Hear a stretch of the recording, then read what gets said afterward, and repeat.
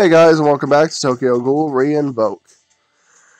So, Re-Invoke has recently gone through a complete revamp named the Renewal, which means a lot about the game has changed, and all of my old videos on it are essentially useless.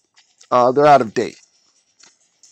So I'm going to go ahead and go over some new basics, the new menus, which some of them are the same, some of them are different, the new training system for characters, which is a little different, but not much, as well as the things that have stayed the same. So we're going to start with this home screen.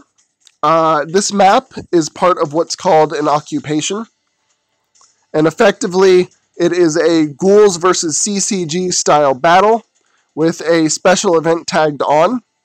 Now these little caution markers with the exclamation points, these are where your events are located. So up here in the fourth ward currently is the EXP event, where you go to farm your EXP books. I believe the 7th ward is coins, and then the ward above Arima, which I can't exactly read the number of, this is where the Ghoul material events are. Ignore what just popped up on the screen. And then the ward, 11th ward, down here at the bottom, is the investigator materials. So you use those materials as part of the new training system to upgrade your characters. The Arima here, because I've joined the CCG, I can't fight him. However, sometimes there will be an owl as well up on the board. And when the owl is here, you can fight him, and that is your new destroy mode boss. So this is the destroy mode and assault modes have been completely revamped and reworked into the occupation. They are now a part of the occupation, and just like the occupation are ghouls versus CCG. So people aligned with the ghouls get to fight Arima, people aligned with CCG get to fight the owl. Down here at the bottom, these little buttons all relate to the occupation. Part of the occupation is the new dispatch mode, which I'll go over in a separate video. However, I will start by saying this button is to go out on a dispatch. If your dispatch fails and your units get captured, this second button, this is where you go to rescue your dispatch characters.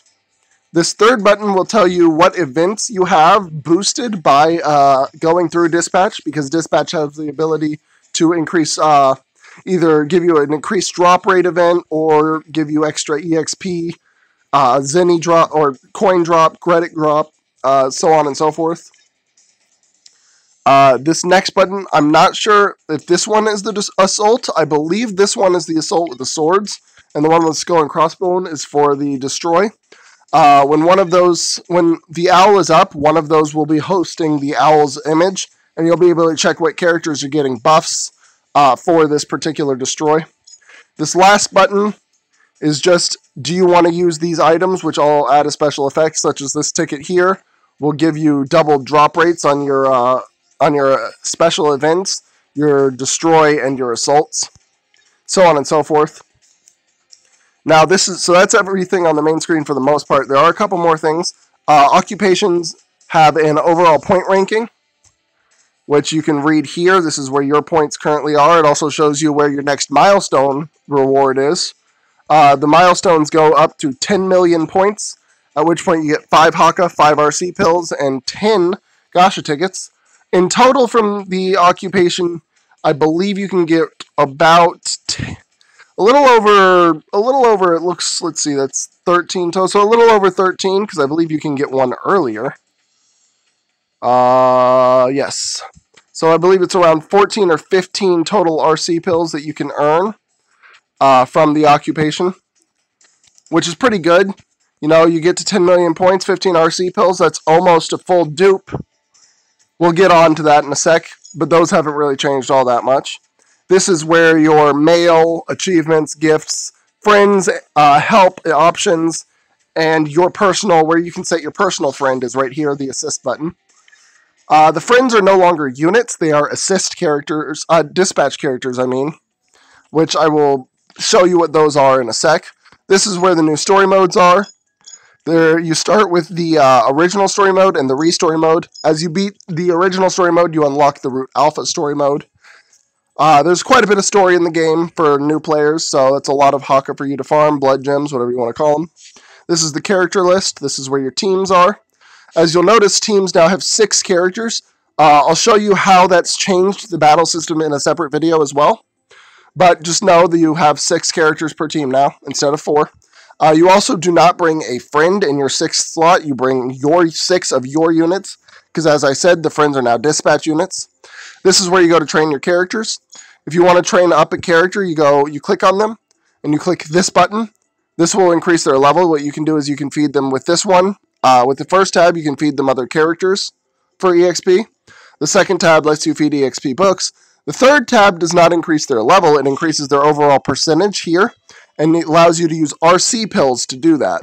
So these RC pills, just like before, if you have an SSR character, you need 20 of them, and they will fill 20%. And every 20% unlocks a boost to what is now known as the skill level, followed by the unlocking of a unique ability at skill level 5. Once you're already at skill level 5, so at 100%. There's another way to power up your units over here, and this is your weapon levels.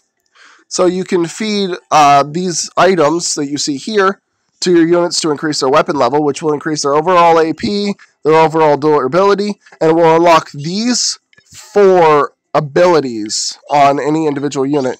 And some units have different abilities here, like some units, instead of this one here, they have an HP boost. Some units, almost all units, tend to have a very different one of these down here. This one is much more variable than these 3. These 3 are usually just stat boosts of some variety. So from there, that's the majority of the training menu. This is where you can go to view your currently possessed characters and items.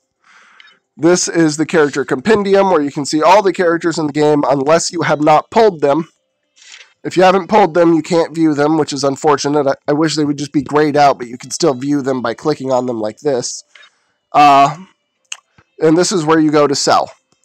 Like I can sell this guy right here. It'll give me 1 RC and 200 of the gold.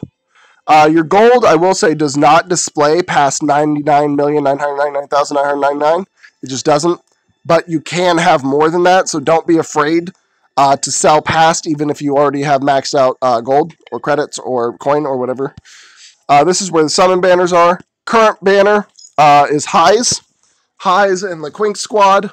I would say if you're a new player, this banner is pretty worth it. Highs is good. Yuri's really good for damage. Yuri is a glass cannon, though, so be careful of that. And Shirazu helps the team tank quite a bit. I would say if you have Highs, though, you don't really need Shirazu, because Highs will do the same kind of buffing Shirazu does, but better. The next banner is the Dispatch character banner. This is where you get your Dispatch characters, which I forgot to show. I'll go back in a sec. The next one is the Ghoul banner, then the Investigator banner. Then you got your ticket banners, just like before. You can get Gacha tickets to pull. If you have the Renewal ticket, that is essentially a guaranteed SSR multi on the Dispatch banner. And then your last banner is your friend points, just like before. Last but not least, we got the shops here. So this is your Haka shop. This is to increase character space or friend space. This is to buy items for your occupation. And this down here is your RC shop. I would not recommend spending your RC points right away. A lot of these things can be obtained from story or from regular pulls on the friend point banner. And your pills, while pills cannot easily be obtained from other methods and are the best use of your RC points, I would wait until they do a special pill deal where they sell you a 20-pack of pills for 50,000, because otherwise 20 pills costs 100,000 RC total RC points. And it's just best to save for when they do the special deals, because you can get more RC pills, more dupes for your points. Going back to the character compendium, to show you the dispatch units, those, right here, those are in the second tab. And essentially they are circles. They have no weapon skills, as you can see, no skill. But they do have weapon levels over here. However, unlike regular units, they only have 3. Regular units tend to have 10. And the only thing dupes can do for you for dispatch units, once you get your percentage to 100, you unlock their unique ability. I would still say, however, it is worth it to feed your dupes and get to 100% because that unique ability is very good. However, if you want to wait to feed them until you already have all 5, I think that is a good idea because I'm pretty sure you can still use a dispatch unit even if you've already used it on a different dispatch. You can't use 2 of the same unit on one dispatch, but you can use them both on separate. So if you have a ton of SSRs and you just want to spam the dispatches over and over and over with only SSRs, you might not want to feed your dupes right away. But once you get enough dupes to 100% in a unit, this unique ability is always very good, definitely worth getting. That's all I have to say for this particular video. So I'm going to go ahead and let you guys go, and I will see you next time. Goodbye.